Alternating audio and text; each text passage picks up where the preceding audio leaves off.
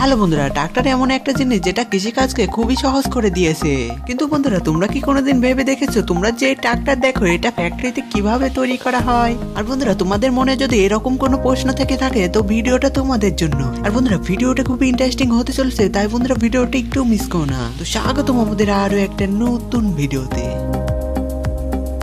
Tractor বানানোর জন্য সবার আগে এর ইঞ্জিনকে তৈরি করা হয়ে থাকে। আজকালকার ট্রাক্টরে বেশিরভাগ উচ্চ গতি সম্পূর্ণ হালকা ইঞ্জিনকে ব্যবহার করা হয়ে থাকে। এটাতে দুইটা সেতি সিলিন্ডার মানে খাড়া 6টি উদয়াদর সিলিন্ডার থাকে। তারপরে ইঞ্জিনের মুখ্য অংশ যেটা আগে থেকেই তৈরি থাকে সেটাতে পিস্টন, ক্র্যাঙ্কশ্যাফট, বেরিং, বাল্ব ইত্যাদি ফিট করা হয়।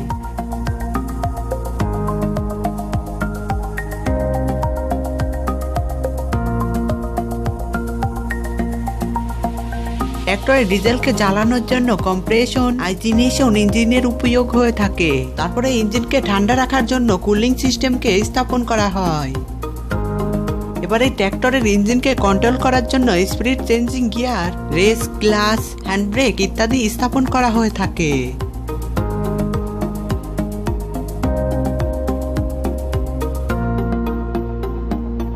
এই সম্পূর্ণ প্রক্রিয়ার পর ট্রাক্টরের বডি, স্টিয়ারিং, ট্রাক্টরের চাকা এবং অন্য সব ম্যাটেরিয়ালস লাগিয়ে ট্রাক্টরকে সম্পূর্ণ অ্যাসেম্বল করা হয়।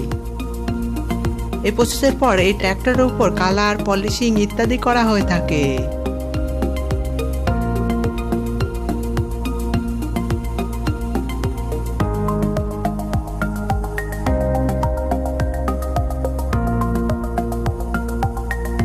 এই সম্পূর্ণ প্রক্রিয়ার পরে ট্রাক্টরের ইঞ্জিনের কোয়ালিটি চেক করা হয়ে থাকে।